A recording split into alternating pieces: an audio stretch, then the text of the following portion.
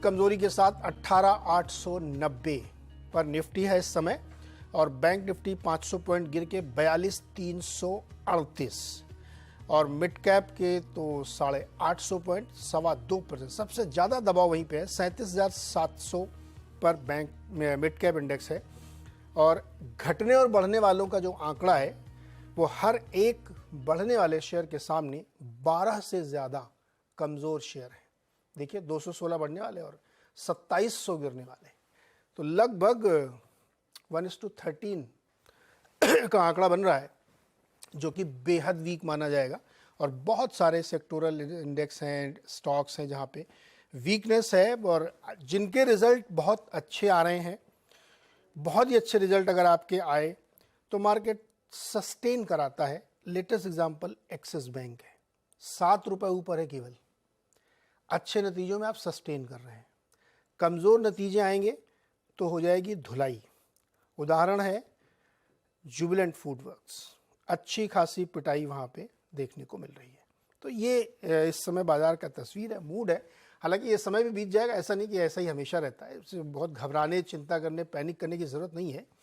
कभी कभी ऐसे दिन आते हैं और इतने दिन अच्छी तेज़ी देखी तो कुछ दिन तक आपको ये भी देखना पड़ेगा। इसके लिए आपको मेंटली हमेशा प्रिपेयर रहना चाहिए। मेहमान है आज के सर्वेंद्र जी। सर्वेंद्र जी नमस्कार। बहुत बहुत नमस्कार नीरज जी। बताइए सर। नहीं नीरज जी, देखिए आपका चैनल, आपके शो बहुत कम लोगों ने 19,800 के आसपास हमने जब डिस्कस किया था कि भाई लाल टाई पहनी थी 1 साल के बाद, तो समझदार को इशारा काफी है। आई थिंक ये गिरावट मुझे तो बिल्कुल सरप्राइज नहीं की है, बट स्पीड, डेफिनेटली स्पीड थोड़ी ज्यादा है और बाजार थोड़ा सा ओवरसोल्ड हो गया है। हमने बात की थी 19,350 19,850 की रेंज की, और जब तक वो रेंज है, अब वो लोअर एंड उसका टूट चुका है। तो अब देखिए, अब दिक्कतें गहराएंगी। अब 19,350 19,400 के ऊपर जाना पुल बैक्स में थोड़ा मुश्किल होगा, कठिन होगा, और जब तक उसके ऊपर नहीं जाएंगे तब तक ट्रेंड रिवर्सल की बातें करना मेरे ख्याल से गलत रहेगा। तो आई थिंक ट्रेंड अब डिसाइसिवली मीडियम टर्म डाउन है, शॉर्ट टर्म भी डिसाइसिवली डाउन है। अब बात यही है कि अब आप ये लॉन्ग टर्म मार्कर्स को उन 18,900 के आसपास होल्ड करेंगे कि नहीं। जो 200 दिन के मूविंग एवरेजेस है एक्सपोनेंशियल, वो यहाँ इस एरिया में है, और जो लोग सिंपल देखते हैं वो तकरीबन और 200-300 पॉइंट नीचे है। तो आई थिंक 18,500 से 18,800 ये जो हम यहाँ पहुंचे हैं, ये बाजार की लक्ष्मण रेखा है लॉन्ग टर्म। अगर बाजार को संभलना है और लॉन्ग टर्म वाले अगर यहाँ पे आके अपने आप को एक्सर्ट करते हैं, लॉन्ग टर्म प्लेयर्स अब यहाँ पे आके अपना दबदबा बनाने की कोशिश करते हैं, तो आई थिंक 18,500 एक लक्ष्मण रेखा रहेगी, जिसके नीचे लॉन्ग टर्म ट्रेंड भी नेगेटिव हो जाएगा। तो आई थिंक अब यहाँ से वेट एंड वॉच है। यहाँ से आप नया कुछ नहीं कर सकते, नया शॉट आप यहाँ से कर नहीं सकते। जिनकी ऑलरेडी पोजीशंस कैरिड हैं और जो बना के रखे हैं, आई थिंक उनको तकरीबन 19,300 19,400 की रेंज में कहीं ट्रेलिंग स्टॉप लॉसेस रखने चाहिए। फिलहाल 2-4 दिन और शॉर्ट ट्रेड में बने रहना चाहिए, ऐसा मेरा मानना है। और अगर कहीं किसी ओवरसोल्ड लेवल से उछाल आया एक्सपायरी के बाद, तो डेफिनेटली प्रॉफिट बुकिंग भी यहाँ पे एडवाइस रहेगी। तो स्टॉप लॉस को रोज ट्रेल करते रहें थोड़ा थोड़ा। फिलहाल मुझे लगता है कि 19,360 के आसपास रखना चाहिए स्पॉट पे, और एवरी डे 50-60 पॉइंट्स उसको ट्रेल करें, और 3-4 दिन और मेरे हिसाब से शॉर्ट पोजीशन में बने रहें। अगर किन्हीं कारणवश, जैसे मैंने बोला, 18,500 की लक्ष्मण रेखा टूटती है तो दिक्कतें और गहराएंगी। ओके, 18,500 कह रहे हैं आप ना? 18,500 जी। ओके, अभी 400 पॉइंट उससे ऊपर है सर। कुछ नहीं छोट देखिए, हाँ जी जी जी, नहीं देखिए, हम लॉन्ग टर्म मार्कर्स को आपको एक रेंज में लेकर चलना पड़ेगा। वो एग्जैक्ट एकदम, जैसे अभी अनुज जी भी बोला था कि एग्जैक्ट लेवल्स कुछ नहीं होते हैं, एक ब्रॉड रेंज होती है। तो मेरे हिसाब से 18,800 तो मोटा मोटी आ गए आज। 18,500 से 18,800 की ये रेंज है जहां पे लॉन्ग टर्म मार्कर्स हैं। 200 दिन के एवरेज यहीं पे हैं, 18,900 के आसपास एक्सपोनेंशियल है 200 दिन वाला, और सिंपल तकरीबन कहीं 18,500 के आसपास है। मैं देखता नहीं हूँ बट मोटा मोटी 18,500 के आसपास है। तो आई थिंक ये रेंज इंपॉर्टेंट है। लॉन्ग टर्म सपोर्ट्स अगर यहाँ पे बन गए तो बहुत अच्छी बात है। फिर दिवाली के आसपास एक रैली भी आएगी, तो फिर उसकी भी बातें करेंगे। बट फिलहाल 3-4 दिन मेरे ख्याल से मंदी कैरी करनी चाहिए। ओके, तो 3-4 दिन रखिए। जैसे हम लोग भी कह रहे थे कि बहुत ज़्यादा उत्साहित होने की जी जरूरत नहीं है, थोड़ा देखिए समझिए, लेट इट सेटल जी फर्स्ट। चलिए अब सवाल लेते हैं, देखते हैं लोगों के मन में क्या सवाल चल रहा है। हेमंत जी हमारे साथ जुड़ रहे हैं आसनसोल पश्चिम बंगाल से। हेमंत जी नमस्कार, बताइए सर। सर नमस्ते सर। जी सर मेरा पास गुजरात तंबूजा एक्सपोर्ट का 200 शेयर है सर, 340 पर डेज। 200 शेयर 340 पर। ओके सर भैरक इंजीनियर का एक शेयर है, 100 शेयर है, 474 का परचेस है सर। कौन सा इंजीनियर बताया आपने? भैरक इंजीनियरिंग। भारत? भैरक भैरक भैरक इंजीनियरिंग। ओके, बताइए सर। VARROC sir. वेरॉक, हाँ ठीक है, वेरॉक। आ जाओ, ठीक है, नहीं समझ गया सर मैं। सरवन जी बताइए। जी देखिए, मेरे ख्याल से पहला जो नाम निकल के आया है वेरॉक वाला जो ये पूछ रहे हैं, यहाँ पे मुझे लगता है कि भाई मिड कैप वाला स्टोरी है, और अब थोड़ा करेक्शंस यहाँ पे आ गए हैं और 500 के आसपास अच्छी सप्लाई रही है। तो मेरी राय रहेगी बहुत एग्रेसिवली अपना यहाँ पे एक ट्रेलिंग स्टॉप लॉस या स्टॉप लॉस रखें। आई थिंक 434 के आसपास इनको एक लेवल है जहाँ पे इनको अपना एक ट्रेलिंग स्टॉप लॉस रखना चाहिए वेरॉक में। उसके नीचे किसी कारणवश जाता है तो आई थिंक और वीकनेस गहराएगी, क्योंकि 500 के आसपास बहुत अच्छी यहाँ पे मुझे सेलिंग दिख रही है। तो बहुत ज्यादा 500 के ऊपर जाके टिक पाएगा नेक्स्ट एक 3-4 महीने में, मुझे नहीं लगता। तो यहाँ पे एक तो स्टॉप लॉस लगा के रखें, और उछालों में मेरे ख्याल से टुवर्ड्स 500 उछालों में बेचने की तैयारी रखें, बेचने की कोशिश करें यहाँ। उछाल में बेचने को। और गुजरात अंबुजा एक्सपोर्ट, देखिए गुजरात अंबुजा एक्सपोर्ट पे मैं इनको यही बोलूंगा कि फिलहाल 285 290 के आसपास अच्छे सपोर्ट्स हैं, तो अगर उन एरियाज पे के नीचे कहीं स्टॉप लॉस लगा के बने रहना चाहते हैं तो यहाँ पे बने रहें, बट मेरा यहाँ पे बहुत कोई स्ट्रांग ओपिनियन नहीं है अभी फिलहाल। बहुत स्ट्रांग ओपिनियन नहीं है। गणेश जी हैं गुवाहाटी से। गणेश जी नमस्कार, बताइए सर। हाँ नमस्ते, ये मजगांव का 1379 पे। मजगांव डॉक 380 पर 1000 शेयर। सरवेन जी और बताइए। एक है अपना EGT। हेलो, बोलिए बोलिए। EGT पे 20,014 रुपए। नहीं समझ में आया सर, कौन सा EGT? EGT plan. अच्छा, सरवेन जी बताइए पहले मजगांव डॉक।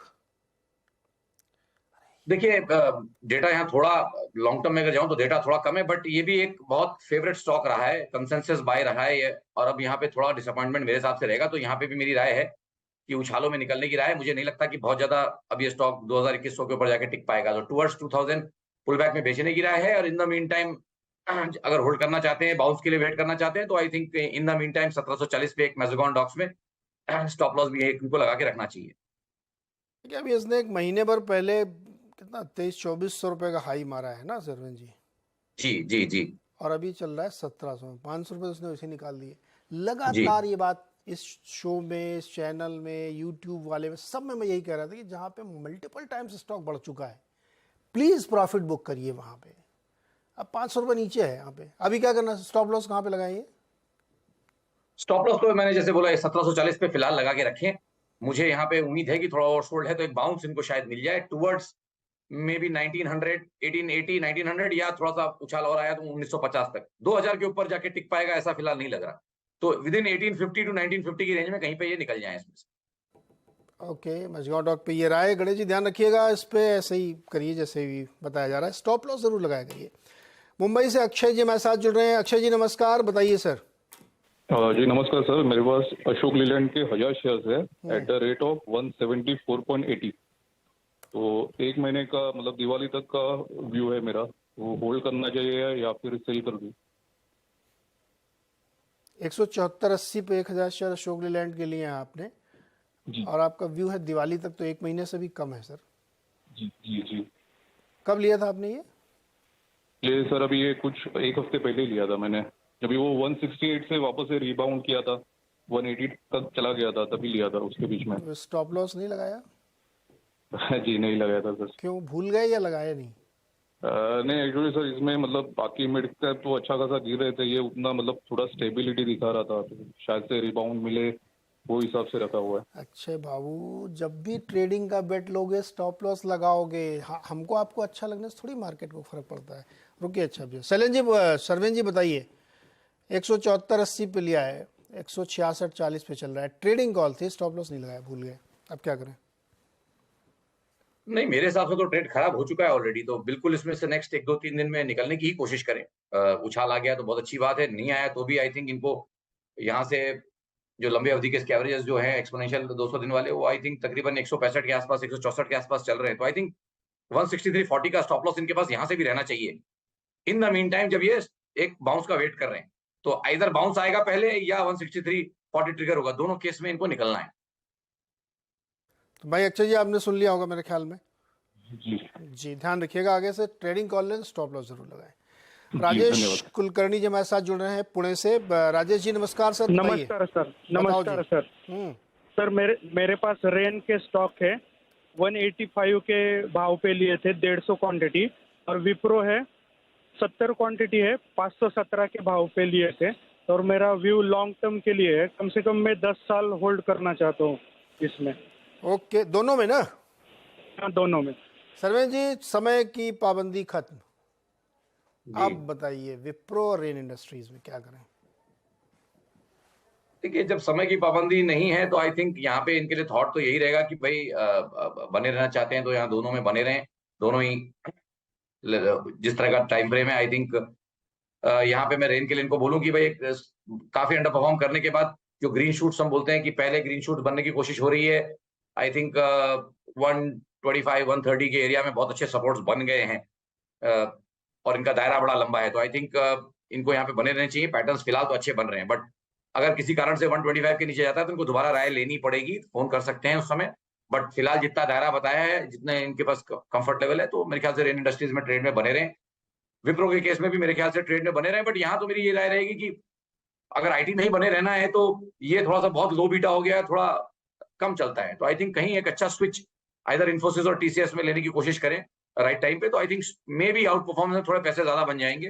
मुझे लगता है जब भी टर्न होगा बाजार में तो इन्फी और विप्रो इससे सॉरी इन्फी और टीसीएस विप्रो से ज्यादा कमा के देंगे। इन्होंने तो 540 पे लिया है। अच्छा सर्वेन जी, इन जनरल मेरे ख्याल में राजेश जी आपने सुन लिया होगा क्या स्ट्रेटजी आपको रखनी, चिंता की जरूरत नहीं है आपको। और अगर विप्रो में मौका मिले तो स्विच कर जाइएगा टीसीएस इन्फोसिस में, ज़्यादा अच्छा रिटर्न देंगे।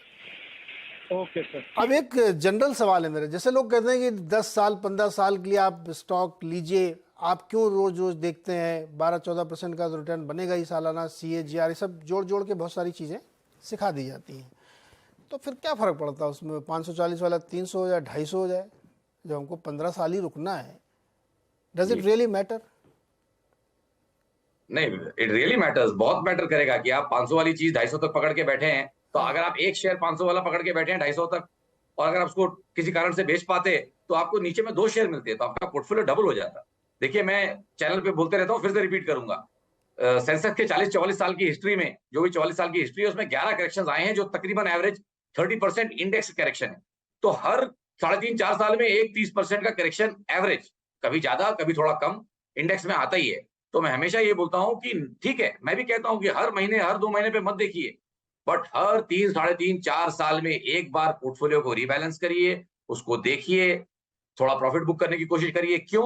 वो करने के बाद जब आप नीचे में दोबारा ले पाएंगे तो आप क्वांटिटी ज्यादा ले पाएंगे, आपका पोर्टफोलियो की साइज भी बढ़ेगी, प्लस लॉन्ग टर्म अगर आप खड़े रहना चाहते हैं तो बिल्कुल खड़े रहिए, बट थोड़ा थोड़ा रीबैलेंस हर 3-4 साल पे करते रहिए, क्योंकि हर बुल मार्केट में डार्लिंग स्टॉक्स चेंज हो जाते हैं, कुछ ना कुछ चेंज हो जाता है। तो अगर आप थोड़ा रीबैलेंस कर लेंगे तो डेफिनेटली जो नॉर्मल 16-17% का कैगर बाजार में बन रहा है, उससे एटलीस्ट 2-3-4% आप ज्यादा अल्फा कमा पाएंगे। तो ये करने से एटलीस्ट आप 4% 5% अल्फा ज्यादा कमा पाएंगे, ऐसा मेरा मानना है। तो इनडायरेक्टली आप ये कह रहे हैं कि टॉप और बॉटम पकड़ो, राइट?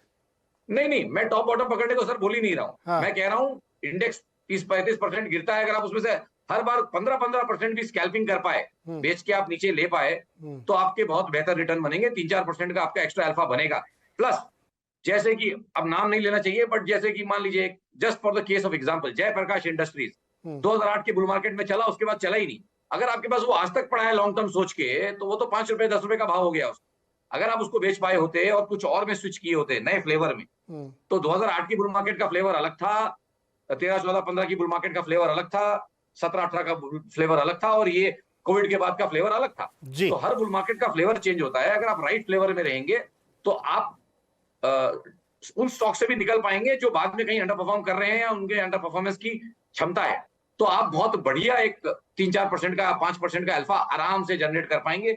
वो मेरा कहना था। मैं ये बिल्कुल नहीं कहना चाह रहा कि आप रोज रोज पोर्टफोलियो की चर्निंग करिए, बट 3-3.5 साल में मैं नहीं बोल रहा हूँ, इंडेक्स खुद बोल रहा है कि 3-3.5 साल में मैं रिबैलेंस होता हूँ, तो आप भी उसको रिबैलेंस करिए।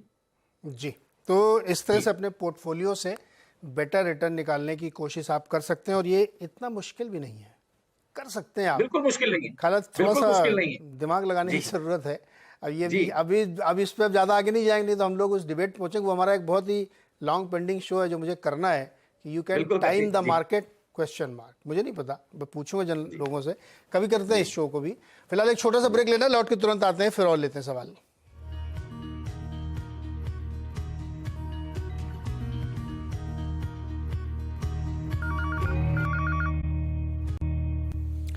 स्वागत है एक बार फिर से आपका, और सवाल लेते हैं। सर मुझे क्विकली जवाब चाहिए। नीतू कंचन ने एक ट्विटर पर सवाल भेजा, दो इनके बड़े स्टॉक है, एक बजाज फाइनेंस और एक सोनाटा सॉफ्टवेयर, करीब करंट प्राइस पे क्या लेना चाहिए इन दोनों को? देखिए बजाज फाइनेंस तो जहां तक आज काफी इंपॉर्टेंट सपोर्ट तोड़ रहा है, 7600 का लेवल उसने तोड़ दिया है, 7500 का भी राउंड फिगर भी तोड़ा है, तो आई थिंक अभी वेट कर लें। अगर बाजार अपने लॉन्ग टर्म मार्केट के आसपास आ गया है तो पॉसिबली बजाज फाइनेंस उससे बहुत ज्यादा दूर नहीं रहेगा और वो भी अपने लॉन्ग टर्म मार्केट की तरफ पहुंचेगा, जो मेरे हिसाब से तकरीबन 7050 7100 के आसपास हैं।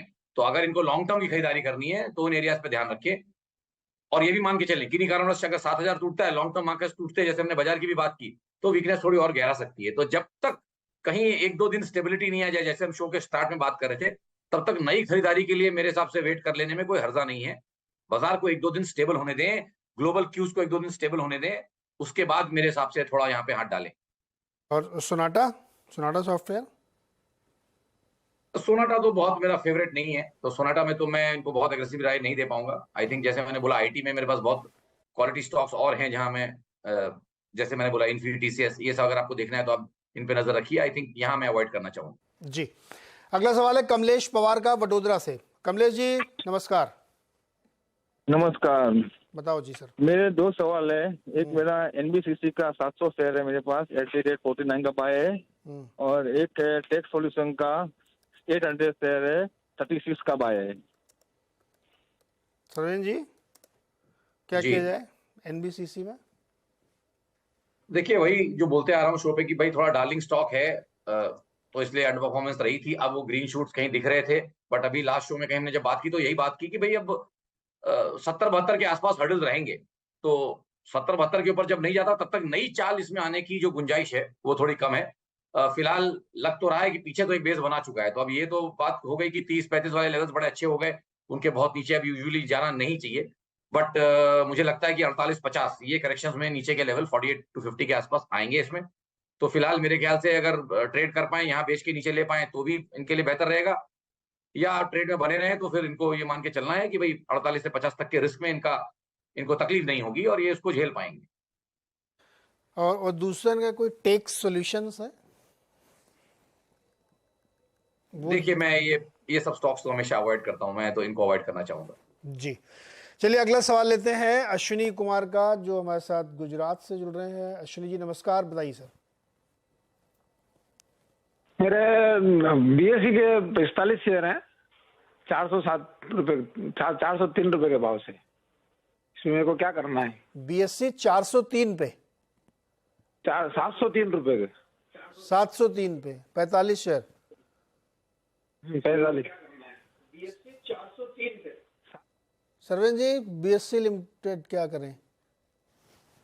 देखिए वही जैसे आप राय देते हैं कि भाई बीच में मुनाफा बांधें और कैपिटल को थोड़ा प्रोटेक्ट करें और बाजार में पार्टिसिपेट भी करते रहें, तो आई थिंक आधा शेयर इनको यहाँ बेच देना चाहिए, आधा इनका हमेशा के लिए फ्री हो जाएगा, फिर इसको निश्चिंत होकर होल्ड करें।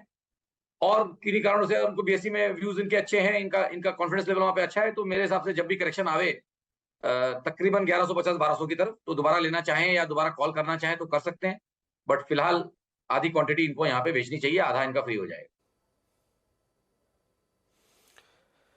ओके इस समय बहुत सारे लोग इन्वेस्ट करने के लिए उतावले हैं, तो उनके लिए जवाब अभी सरवीन जी ने 2 बार कम से कम दिया है कि आप थोड़ा इंतजार करिए भाई, इतना ज़्यादा क्यों अभी करना है। दिलप्रीत कौर है, I am from Gurgaon, my queries regarding force Motors, I don't see the price in any portal. है ऐसा कैसे हो सकता है सरवीन जी? फोर्स मोटर्स 40 शेयर है, 1800 पे लिया इन्होंने।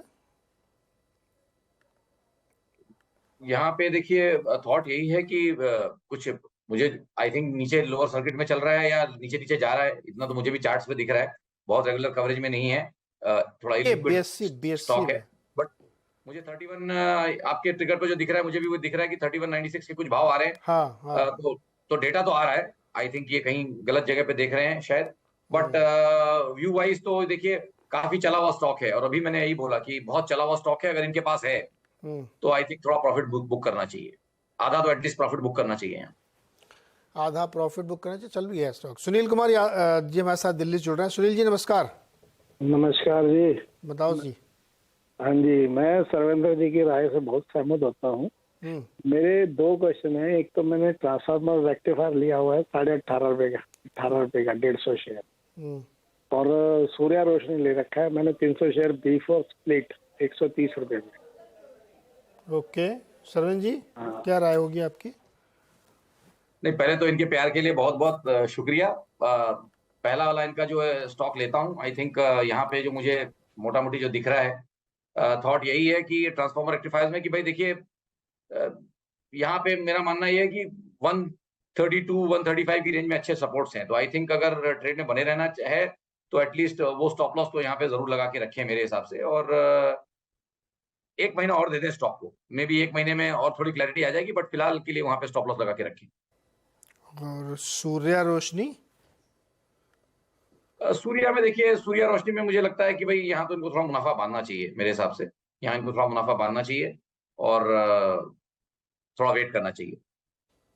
थोड़ा मुनाफा ले लीजिए, फिर इंतजार करिए। 521 पे चल रहा है, ट्रेड अच्छा था आपके लिए।